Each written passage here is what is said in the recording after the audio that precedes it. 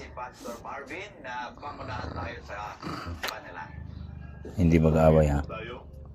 Ikaw ha. Palaaway ka ha. Ha?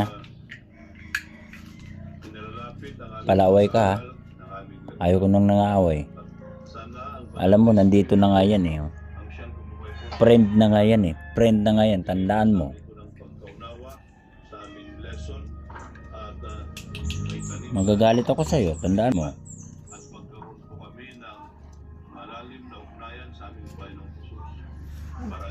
Nandito na ngayon sa bahay eh.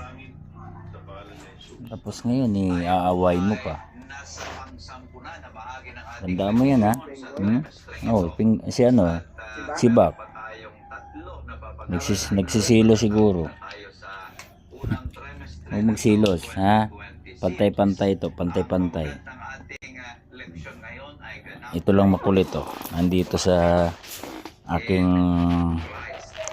dito talaga tumatabi. Ano? At ang ating talatang sasauluhin